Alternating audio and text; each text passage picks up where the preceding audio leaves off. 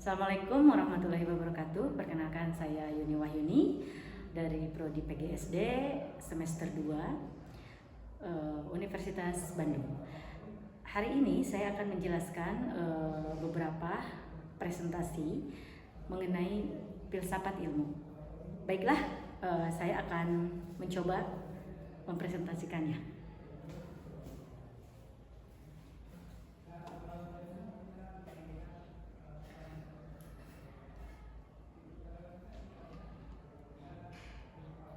Presentasi yang akan saya paparkan di sini yaitu mengenai cara filsafat ilmu mengawasi dan memperkuat eksistensi keilmiahan dan nilai-nilai dalam ilmu pendidikan.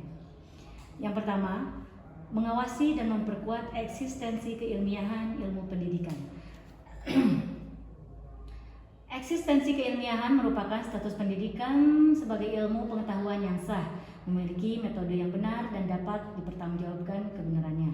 Filsafat ilmu memberikan kepastian bahwa pendidikan tidak hanya dianggap sebagai praktek biasa, melainkan sebuah disiplin ilmu yang nyata dan terpercaya.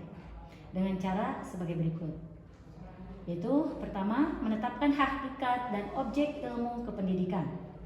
Peran serta pengawasannya, filsafat ilmu memastikan bahwa objek pendidikan yaitu manusia yang sedang berkembang, proses pengubahan tingkah laku dan interaksi belajar mengajar dikaji secara jelas. Ia mencegah pendidikan menjadi sekedar pendapat pribadi atau kebiasaan tanpa dasar. Yang kedua yaitu peran penguatannya, dengan merumuskan arti ruang lingkup dan eksistensinya sebagai ilmu yang mandiri dan tersusun menjadi semakin kuat. Kita menjadi paham bahwa pendidikan dalam ilmu yang mempelajari upaya memanusiakan manusia secara sadar dan terencana. Dengan adanya standar metodologis yang ketat, hasil-hasil penelitian dan teori pendidikan menjadi dapat diuji, diverifikasi, dan dipertanggungjawabkan. Hal ini menjadikan ilmu pendidikan memiliki landasan bukti yang kuat, bukan sekedar tebakan. Yang kedua yaitu mengawasi dan memperkuat nilai-nilai dalam ilmu pendidikan. Ilmu pendidikan adalah ilmu yang syarat dengan nilai karena objeknya adalah manusia. Disinilah peran filsafat ilmu menjadi sangat krusial karena ia menghubungkan antara apa yang ada fakta dengan apa yang seharusnya, yaitu nilai. Yaitu pertama, di sini ada 4 tahapan. Yang pertama, menentukan tujuan dan arah pendidikan. Yang kedua yaitu menjadi penyaring nilai masuk ke dalam pendidikan. Yang ketiga, menyelaraskan antara ilmu, teknologi, dan nilai. Dan yang terakhir yaitu memberikan makna dan hakikat pengetahuan. Kesimpulannya, secara sederhana, filsafat ilmu berfungsi sebagai petunjuk dan pengawal bagi ilmu pendidikan. Yang pertama, terhadap eksistensi keilmiahan. Ia memastikan pendidikan tetap menjadi ilmu yang rasional, sistematis, teruji, dan metodologis, sehingga keberadaannya sebagai ilmu pengetahuan yang sah terus kokoh. Yang kedua, terhadap nilai-nilai. Ia memastikan pendidikan tidak kehilangan jiwanya, tetap berlandaskan pada kebenaran, kebaikan, moralitas, dan kemanusiaan, serta memiliki tujuan yang jelas. Tanpa filsafat ilmu, pendidikan bisa menjadi sekedar kumpulan cara mengajar yang kaku, tanpa arah, dan terpisah dari nilai-nilai luhur yang seharusnya menjadi jiwa pendidikan itu sendiri. Baiklah, yang bagian kedua yaitu pendidikan yang bermakna dan bernilai turut memperkuat perkembangan filsafat ilmu. Nah, di sini di tahap pertama yaitu ada peran pendidikan bermakna dan bernilai dalam memperkuat perkembangan ilmu. Pendidikan bermaknanya yaitu pendidikan yang tidak sekedar memberikan informasi, tetapi memastikan peserta didik memahami makna, hubungan, dan penerapan dari apa yang dipelajari. Pengetahuan tidak disimpan sebagai hafalan mati, melainkan harus terstruktur dalam cara berpikir seseorang. Pendidikan bernilai yaitu pendidikan yang menyisipkan prinsip etika, moral, kebenaran, tanggung jawab, dan kemanusiaan di setiap materi yang disampaikan. Ilmu tidak hanya dipandang sebagai kumpulan data, akan tetapi sebagai sesuatu yang memiliki tujuan dan dampak bagi kehidupan. Kedua hal ini berjalan seiringan dan menjadi fondasi kuat bagi kemajuan ilmu pengetahuan. Berikut adalah penjelasan bagaimana keduanya memperkuat perkembangan ilmu. Cara pendidikan bermakna memperkuat perkembangan ilmu. Pendidikan bermakna mengubah cara manusia mengolah pengetahuan, sehingga ilmu tidak berhenti pada apa yang sudah ada, tetapi terus berkembang dan membuat inovasi baru. Seperti membangun pemahaman mendalam bukan sekedar hafalan, melatih pola pikir kritis dan analitis, memfasilitasi transfer pengetahuan dan inovasi. Yang terakhir, menumbuhkan budaya rasa ingin tahu. Pembelajaran yang bermakna membuat materi menjadi relevan dan menarik bagi peserta didik. Hal ini memicu rasa ingin tahu yang lebih besar, semangat untuk terus belajar, dan dorongan alami. Yang ketiga yaitu cara pendidikan bernilai memperkuat perkembangan ilmu. Pendidikan bernilai memberikan arah dan landasan moral, sehingga perkembangan ilmu berjalan pada jalur yang benar, berkelanjutan dan bermanfaat. Nah, di sini ada 3 tahapan. Yang pertama, menjamin arah dan tujuan pengembangan ilmu. Ilmu pengetahuan adalah alat yang netral, namun penggunaannya bisa berdampak baik atau buruk. Pendidikan bernilai menanamkan prinsip bahwa ilmu dikembangkan untuk kebaikan, kesejahteraan, dan kemajuan umat manusia. Tanpa nilai, ilmu bisa berkembang ke arah yang merusak atau destruktif. Nilai menjadi arah yang memastikan perkembangan ilmu tetap selaras dengan martabat manusia.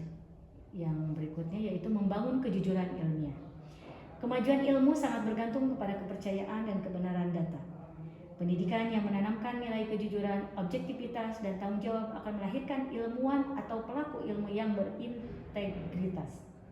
Hal ini mencegah pemalsuan data, plagiasi, atau manipulasi hasil penelitian yang dapat menghambat atau bahkan merusak fondasi ilmu pengetahuan. Yang terakhir yaitu menumbuhkan sikap hormat dan keterbukaan ilmiah. Nilai seperti toleransi, kerendahan hati, dan penghargaan terhadap pendapat orang lain memungkinkan terjadinya diskusi ilmiah yang sehat. Perkembangan ilmu pesat terjadi ketika ada pertukaran ide yang saling menghargai, kolaborasi, dan keberanian mengakui kesalahan untuk kemudian memperbaikinya.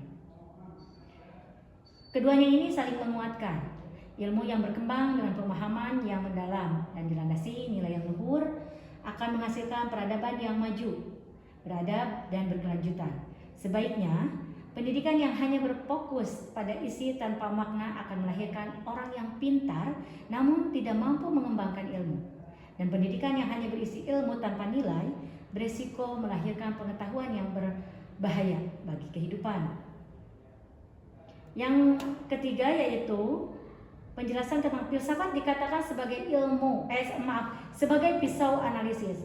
Maksudnya dikatakan sebagai pisau analisis yaitu karena ia berfungsi untuk membedah dan menajamkan cara pandang kita terhadap segala sesuatu yang berkaitan dengan pendidikan.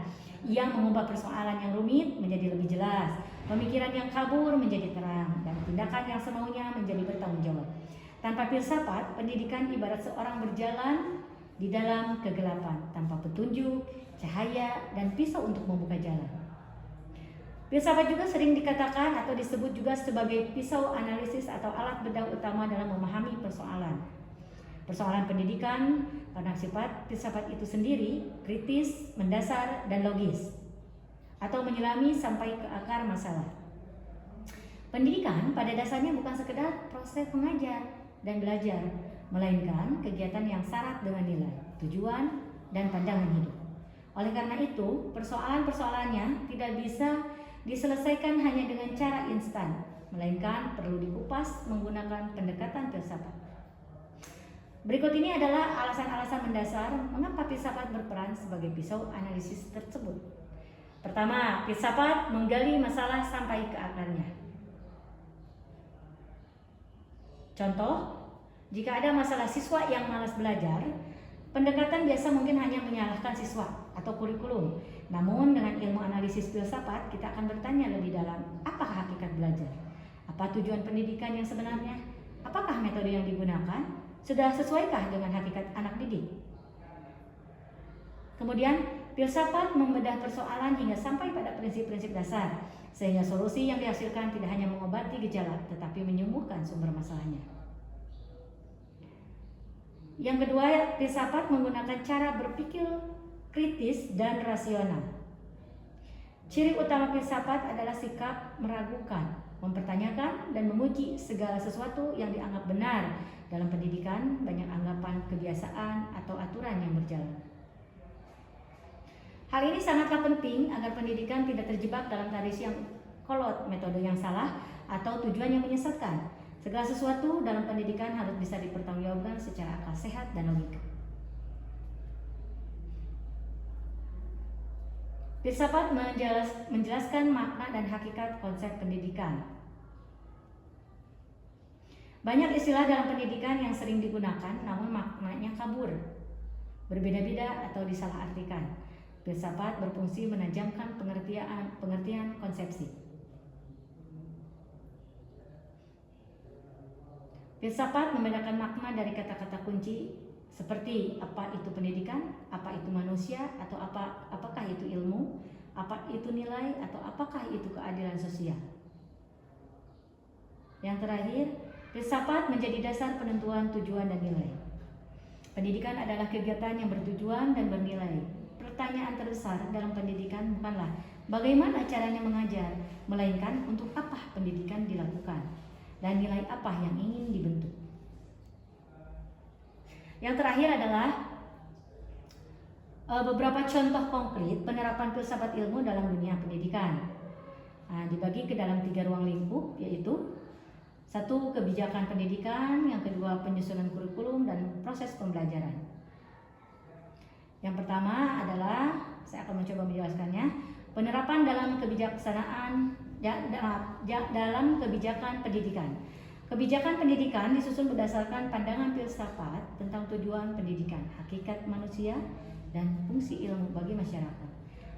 Contohnya, berdasarkan pandangan empirisme, pengetahuan bersumber dari pengalaman atau